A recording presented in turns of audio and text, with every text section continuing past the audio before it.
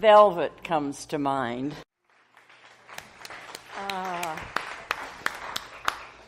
Velvet comes to mind. Thank you, Carlton. God is the answer to whatever the question may be. I love that song. We may not know where life's road will lead, the song said, but it doesn't matter. As long as we believe that God is the answer to whatever the question may be. Wow. In view of that, in view of God is the answer, our March theme makes perfect sense. Don't worry, be happy. I mean, if you know it's all taken care of and God is the answer to everything, easy. Don't worry, be happy. And we open the service, of course, intentionally with the song, Let Go, Let God, Let the Good Times Roll. Again, recognizing that there's something bigger that is present always and our source. God is the answer. So, in view of all that, then the idea of don't worry, be happy kind of makes sense.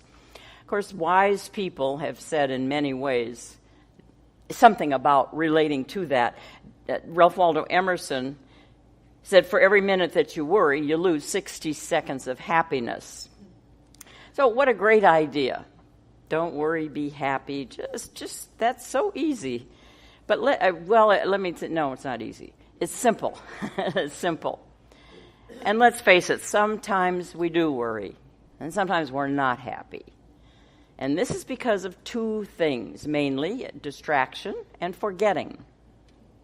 We get very distracted by our problems, easy to do, and we forget the incredible power of the truths, the spiritual truths that are greater than any problem. God is the answer. I forget that. If I would be cognizant of that all the time, I wouldn't be in the not happy and the worry mode. So I did realize recently, and Lord knows this wasn't the first time, but again, I realized I was struggling with some worries and scolding myself because, after all, I should know better. I'm a minister. I've studied these principles for 30-plus years. I've taught them, and I told myself I should know better than to be caught up in that miserable vortex of worry. And truth be told, if at that moment someone had marched up to me and said, "Oh, Karen, don't worry, be happy," let's just say my reaction would have not been very pretty. You ever feel that way? Like, just keep your affirmations to yourself. And your smiley faces. Now, our message in Science of Mind is so simple and wonderful. Every Sunday message, every class is always about this. There's a power for good in the universe, and you can use it. And how do you use it? By changing your thinking and therefore changing your life.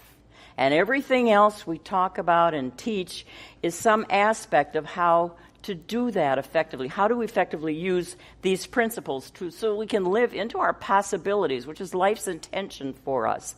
How to live a loving and fulfilled life, one that makes the world better. Sometimes only one person at a time, one action at a time. But there I was, going down my rabbit hole of worries and knowing full well that there was a message about the greater truth, but not able to turn myself around. And so I was mentally scanning through the multitude of tools that I had over the years picked up for spiritual emergencies. And I was in a spiritual emergency again. And I was looking for just one simple one that could help me climb out of that dark place, to help me feel and experience again what I knew was true, that there was always peace and joy and fulfillment beyond my visceral sense of worry and dread and what if. Now, the obvious tools, of course, we all know are prayer, meditation, affirmations, spiritual reading, and those are powerful, wonderful, meaty tools. But I needed something really simple, up close and personal at the moment. And as I was doing it, I realized as I was thinking in that direction, it is not about either or. That inside of those powerful, big tools that we have of prayer and meditation and so on are lot of key spiritual practices that I'm going to call sort of subsets, tools, practical and simple, and that's what I needed. And it occurred to me that maybe I'm not the only one who's been there once in a while. Maybe you have too, been distracted, maybe forgotten. And so this two-part series, which started on the first Sunday of March, and now we're wrapping up on the last Sunday in March, is about 8 spiritual tools for spiritual emergencies. And believe me, there are many more than 8. There are a variety of them because each one of us is unique. And it's not one size fits all. And at different times, different situations, different tools will work for you and me. So the bottom line is whatever works for you, use it. So the first 5 that I talked about on the 3rd of March, the first Sunday, and these are not in order of importance necessarily. The first 5, very briefly, and you can hear all about them if you go to our website and hear the podcast.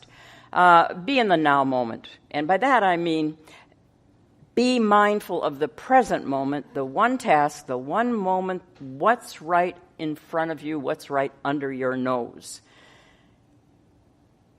That'll help a lot right there. Just be in this. What do I have to do right now? What's here? Second thing was float. Float. Let go of the shore, as the song says. Let go of the shore, the song says, and let the water carry you. Let life carry you and let life support you for a while, because have you noticed it will? I mean, life supports life, and you are alive, so you and I can once in a while just use the tool of floating. Third thing was notice what's right in your life. Now, I said that because I realize that when I'm in that mode, I'm usually not in the mood for a gratitude list. I'm just quite not that graduated at that moment. I mean, I can do it, but I don't feel it at that moment. But I can take a moment and say, what is going right in my life? What's right in my environment? And oh my goodness, you know, instead of being obsessed with what's wrong, which is usually what's going on when I'm wallowing in the worry mode and not happy, look at what's right. And the list is pretty endless. So that was number 3. Number 4, often when I'm in that mode of worry and fretting, I'm trying to make a decision. I have options, I have to make some choices. So this simple tool of asking myself, does it feel light or does it feel heavy? When I consider the either or, the what should I do, this or that? How does it feel? You know, more and more research is proving that, is confirming, I should say, that our feelings are the really accurate gauge, that not our emotions, but the deep feelings are more accurate gauge than our analytical minds. Now, it's great to have them working together. So, in these situations, when you need a tool like something, just ask, does it feel light or does it feel heavy? And very often, clarity will come in that simple question, the answer to that simple question. And the 5th was, be willing to see it differently. You've heard me say that many times. It's my favorite prayer. Help me to see this differently. And sometimes I'm not even ready for that. So here in these tools, these kind of emergency tools, it's just like, be willing to see it differently. So you may not be there yet, but at least I'm willing to see it differently because I know I have filters. I know I have stories. I know I have history. You too? Yeah. And that skews whatever's going on. And so it can be changed by being willing to see it differently. As Eric Butterworth, the wonderful New Thought minister and teacher, said, the thing is to not set things right, but to see things rightly. So today, the final 3 tools for spiritual emergencies are stay in your lane, press the reset button, and you take a step, God takes a step. Stay in your lane. You know, racehorses often wear blinders for obvious reasons, so that they don't get distracted, so that they stay in their lane, so they don't get spooked Because you can imagine in a horse race especially how awful it would be if and can be and maybe has been if one goes out of their lane. Stay in your lane. Now, what do I mean about stay in your lane for you and me? It's about focus. It's about focus.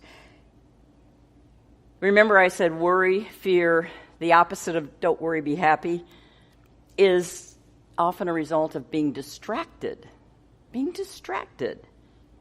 Haven't you noticed? If there's something bothering you right now, just give it some thought for a minute and realize, hey, I am distracted. I am not focusing on where I'm going. I'm looking over here at what's going on over here and worrying about it. So what are you going to focus on? Because again, that's a big word. I would say first thing is just focus on doing what is yours to do. Do what only you can do. Remember, all the shoulds, all the things people think you should, even all the things you think you should do, have nothing to do with what you are here to do. There's one thing, by that I mean with a quality of expression of you in this life is yours alone. You know, we often remind ourselves we're unique. We're individualized expressions of the Creator. That means there's only one of you, and you've got something to do, to be, to express.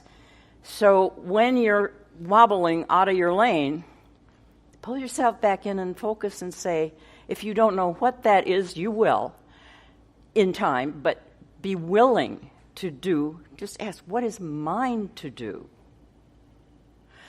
And the truth is, you may have diminished what is yours to do and thought, well, it isn't that fancy, or it isn't that monumental, or it isn't that groundbreaking, or listen, it's an intelligent universe. As my teacher used to say, for every pot there's a lid. In other words, whatever you have to give is needed. There is a recipient in life for what you are here to do and be. Now, a key part of staying focused and staying in your lane is don't compare. Usually when we compare, when we're looking outside of our lane, when we're comparing, we are outside our lane. And we almost always come up short, don't we? I mean, that's kind of how we seem to be wired. And it slows us down. And the truth is, comparing, looking outside with you, comparing what someone else is doing, what they have, just how situations are different than your own, it's irrelevant. It's irrelevant. Why? Because it's like apples and oranges. Why? Because I just said you're unique. And if each one of us is our own unique expression, then comparing and measuring ourselves accordingly and outside our lane is kind of a waste of time. And the most important thing about that is you and I don't ever have the whole story of what we're seeing in someone else's life or some other scenario, some other situation. We don't have the whole story, just like no one has our whole story. So stay in your lane, stay focused on what is yours to express. Don't waste your time looking outside trying to compare and see if you measure up. And another thing about staying in your own lane, have you ever noticed when someone is weaving in and out of their lane driving, well, we would say that's an impaired driver, right? And we maybe call 911 if it's really bad. Impaired driving, well, when we're weaving outside of our lane, we're impaired. And I know I use that word because when I am going in and out of my own lane, I don't feel as creative, as productive. I'm impaired. I don't feel as alive, as resourceful. I'm just, again, kind of dissipating my energy and my focus. Race car drivers focus. And one of the interesting things that I learned a long time ago about them is if a race car driver is accidentally careening toward a barrier of some kind, they're not supposed to be going in that direction, but, went off course somehow. The rule is don't keep staring at the barrier. Stare at where they want to go. And their steering will almost, like it's a cellular memory, it'll just follow where they're looking. Look at where you want to go. Don't keep staring at the barrier. So stay in your lane. That's tool number 1. Try it. Try it. It's such a great tool, and it's simple. It's not always easy, but it is very simple. Part of staying in your lane, too, is recognizing this. And I wish I had made this up, but I didn't. Someone else wise said it. All you can do is all you can do, and all you can do is enough. That takes the burden off, doesn't it? Stay in your lane. All right, number 7, press the reset button. When you are not happy, you're worrying, you're needing a spiritual emergency tool, how about just pressing the reset button? Or even unplugging. I saw a little cartoon character, and he said he discovered his reset button early on, and there were not many things that bothered him all the rest of his days just because of that. He knew how to reset. How many of you have a device or 2 that has malfunctioned, and the fix was to what? Press the reset button. I have called the helpline. I've finally gotten smart, and I start looking for the reset first. But for years, I'd call the helpline and wait on hold and listen to all that awful music. And finally, after going through several troubleshooting steps, the person on the other end of the line would say, well, have you pressed the reset button? Or you poke, use a little pinhole, you put something in, and it resets it. Well, no. Nobody ever told me that. And besides, have you noticed the reset button or hole is usually so tiny and placed somewhere where you have to kind of move the furniture to get to it. So I've learned in the world of devices that a simple reset can fix everything. We learned the coffee maker. I just had that happen this morning. I know it was God guiding us, wasn't it? Hunt was helping me, and it took a village to find out that it's basically a matter of resetting the thing. I had my coffee pod in there, and I had my cup, and I was punching the buttons, and I was getting just a little exercised over the whole thing. And was it you or was it Harry? Someone smart came up and said, oh, you just have to lift up the lever and put it back down again, and there you go. Reset. So we can do that too. You realize, your devices, the TV or the computer, whatever, can be doing all sorts of crazy things, and you're going to think, oh my God, it's going to take a million different fixes, when all you need is that reset, or unplug and re-plug it back in. Well, guess what? Same thing for us. Sometimes we get so fragmented with all that's going on, and what am I going to do, and but if I do that, then what about that? Just reset, just unplug. Now, what might that look like for you? It might be just taking a quick walk on the beach, if you're lucky, if you're near the beach and can do that, or if you're lucky in nature. It might be to stop and take a little nap. It might be doing something simple with a beginning, a middle, and an end, like laundry, or, as they say, before enlightenment, chop wood, carry water. After enlightenment, chop wood, carry water. That's a kind of a form of getting the reset button.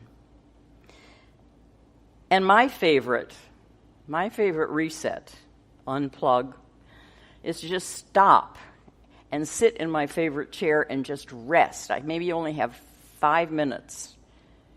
I may be in the middle of a lot of things going on or have to be somewhere, but if I'm in that mode and I can just stop, it's like a reset. And I'll sit there, maybe with soft music, maybe in the silence.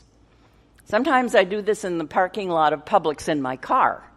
Like you're just going all day long, and I need a reset. And I stop, and I just rest, and I reset. I don't use that time to try to figure things out. I don't use that time to resist or analyze my thoughts and feelings. I just sit there and let them all just kind of float by. I guess that's a version of meditation. But the interesting thing I've noticed is that just in just those few minutes, You know, like Italian salad dressing, when you shake it all up so you can have all the ingredients, you know, so when you put it on the salad, it's this wonderful mixture of vinegar, oil, and herbs. And then after a while, you sit it on the counter, and what happens? Everything settles to the bottom. And it's pretty clear. You can just see through the oil. Well, that's kind of how it feels for me when I stop and reset. I feel less fragmented. I feel less confused, less upset. I don't usually come away with brilliant answers or big solutions. But I'm okay then in that moment. I'm okay that I don't have the answers or the solutions, because in that stillness, I remember my lane. And it's a relief to get back in my lane. I remember my source. God, by whatever name you want to call it. I remember that there's something holding me, something there that has the big picture, and I just see a little tiny bit of it, and I got all verklempt over that little bit that I saw. And that moment of unplugging, of resetting, just works miracles. It's a great spiritual emergency tool, because you can do it anywhere, anytime. So, as I said, it reminds me of my source, which then leads me to number 8, which is you take a step, God takes a step. You remember that popular phrase, if it's to be, it's up to me?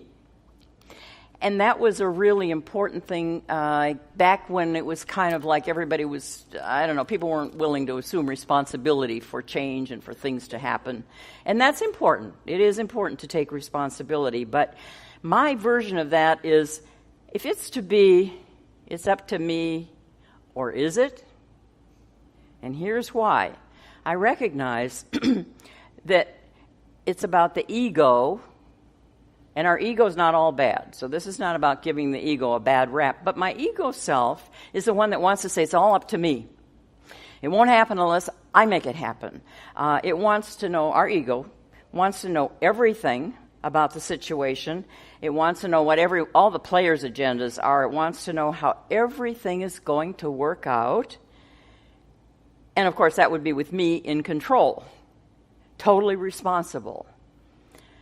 And the ego, its job, well-intended, but overachiever that it is to keep my human self safe. It serves a very important, it's like in our DNA, in our cells, to keep us safe on a human level, to keep us permanently secure. But there's a flaw in that, or something to consider in that, as I recently heard Deepak Chopra saying, our addiction to security is the greatest cause of our insecurity. Our addiction to security is our greatest cause of our insecurity. So that's my ego trying to make it all predictable and in control, and I'm responsible for all of it. So here's what I mean by you take a step and God takes a step. It's up to me. If it's going to be, it's up to me, or is it? I read this in Daily Word this week. And it said, the grace of God matches my efforts. Just as benefactors match donations given to worthy causes and charities, my efforts are matched many times over by my spiritual source that is infinite intelligence. Every step I take is met with a powerful response of spiritual resources that move in my direction. When I take a step, God takes a step.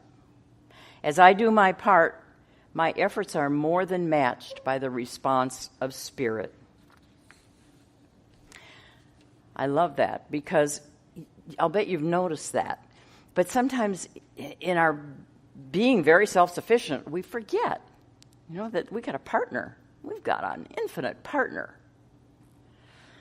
We forget. We get caught up in the material view versus the infinite view, like another cartoon I saw, which said, She asked me how I felt about eternal life, and I said, would I have the same aches and pains I have now? Because that would factor heavily into my decision. The sublime, the infinite versus the... We forget so quickly.